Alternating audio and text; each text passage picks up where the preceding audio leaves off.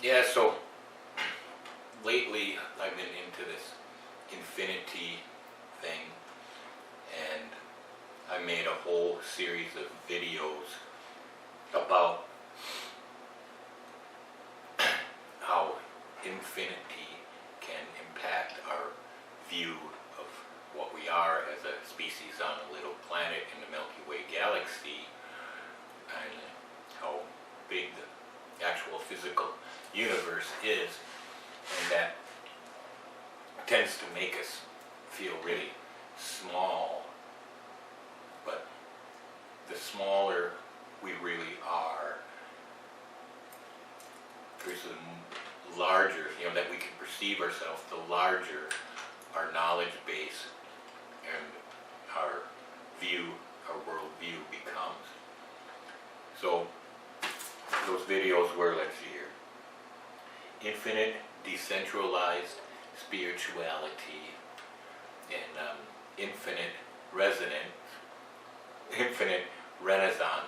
It might be a resonance too, but it's a renaissance. And the latest one was new knowledge-based belief system. And I think our traditional religions, maybe did something good to bring us this far, but now that we are this far, and reaching a new era where we have overpopulation and the way we had to strive, we went through being hunters and gatherers to agricultural and farming, and now industrial, and we've reached a new age. And I think it is important to have a decentralized worldview in order for our species to continue to persevere and go on. We don't want to go extinct. I don't think anybody wants that. So right now we have to start thinking about our health, well-being, and longevity as individuals and as a collective of human beings for many generations. Nobody really wants to go extinct. And if we follow our old spirituality, it's leading towards that. So I'm looking for something new. And that gives me a moral, ethical background to present direct participatory democracy and people's national referendum process. And that was when I ran for Congress as an independent direct participatory democracy candidate. That's what I was trying to do. That's what I was trying to get an actual national referendum process going so we could discuss and have a vote on things like the Federal Reserve, because it's pretty strange that they ended up putting us into $30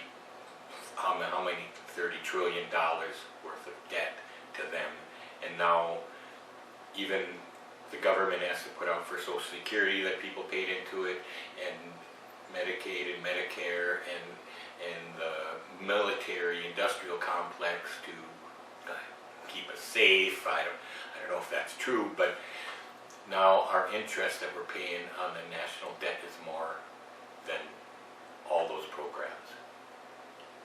So that's not very fair. So that's why we need a direct participatory democracy process, so that we can bring it to a national vote to say hey, do we follow the United States Constitution on our monetary policy, or do we keep with this Federal Reserve debt-based currency until the world ends, or what? So what I'm getting at is our government does not really follow the Constitution, especially in that part. So if you listen to this here, we got like Article 1, Section 8, Clause 3.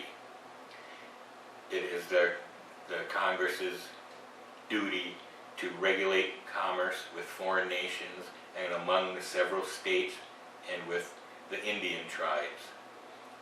And then we have, so Congress should be regulated and the government should regulate business. That's pretty much what that says, is that now with Wall Street regulates our government, and instead it's supposed to be the other way around, according to their constitution that gives them the authority over us in the first place.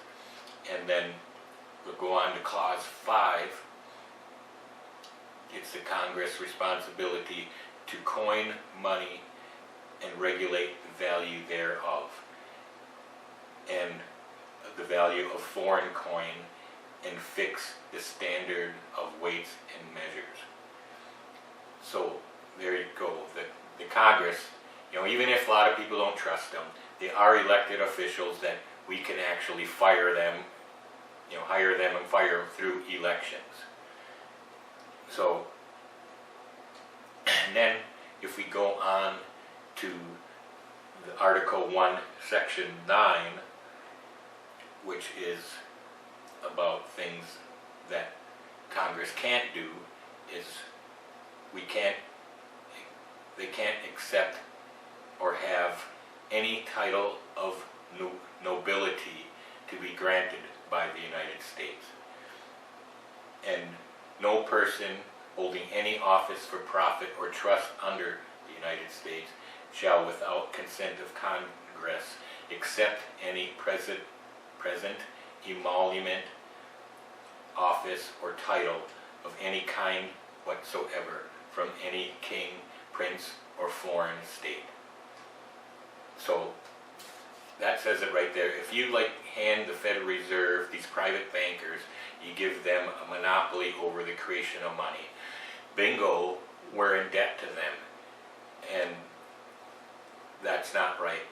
So I want to bring about this direct participatory democracy and a national people's referendum process so that we could vote on these things to go back to a different kind of banking. It's actually like a new kind of banking, but it was there before. In the Civil War, Lincoln and Congress came up with the greenback dollar in order to pay the soldiers that were fighting the Civil War for the Union side. And so then the work of fighting the war gave the currency value. Just like it's almost like a bartering thing. If you barter, you're trading things of value. But with the Federal Reserve, all money is debt-based money. So the Federal Reserve loans money to these banks at a real small, like 0.5% interest or whatever, and then they loan it to the people. It trickles down to the people, and they have 8%. It varies whatever the percentage rate is, but then they're collecting money off of the creation of this debt-based money, and it's not a real world. It creates titles of nobility by giving them the right to print money, and it's unconstitutional, and that is one of the biggest problems that we have in the United States and the whole world. The United Nations, they're kind of like some quasi group of people representing the nations and stuff, but at the same time, they do not have the right to create money neither. So then the world is run like a plutocracy. It's like the bankers, and it trickle down the money, and then everything kind of goes the way that it goes, and that promotes war and competition and hate and jealousy and on, and it's not a good way to run our world. We have to somehow come up with a different plan for our nation. You know, that'll be the start of it. We can have national referendum and say, do we stick with the Federal Reserve and keep being $30 trillion in debt, or do we devise a citizen-owned public bank system where every person has one share in the stock of the bank, and then we'll still have bankers and stuff that will help manage our money rather than manage their money and trickle it down to us and charge us interest and make us wage slaves. So that is why each citizen has to have the right to vote on law and appropriation, so that we will no longer be wage slaves. And that is what direct participatory democracy is about. And there is a difference between other movements. Like, there's supposed to be I've read about a direct democracy, and that's like something, where you directly elect people to represent you. It's just another branch of representative democracy, which they don't represent us. And the same thing with participatory democracy. You participate in electing representatives. No, that's done. We don't want representatives. We all need a vote on the law and appropriation. We need to be our own senators, our own congressmen, and then there'll be government officials and stuff. And the same thing, we have to break down the power of the president, and instead of a president's cabinet, the president chooses his cabinet. We'll have directors of departments, or administrators of the Department of Education and the Department of Defense and Environmental Protection Agency, and on, and whatever we need to have a civil society. If there's a dozen of them, maybe we could vote on them every 6 years or something like that. But we need more power over our government, because they're crooking us. They're, just like I said, it's not a government of we the people or anything like that. They just protect the banker hierarchy of wealth and status, and it's not constitutional. So that is why I'm for direct participatory democracy and a national referendum process. And that's the kind of change that we need, and not too many politicians in there now are talking about it, because they want to be the top feeders. They want to be top feeder parasites and have fancy cars and airplanes and summer homes and whatever not. They want to be super ultra rich.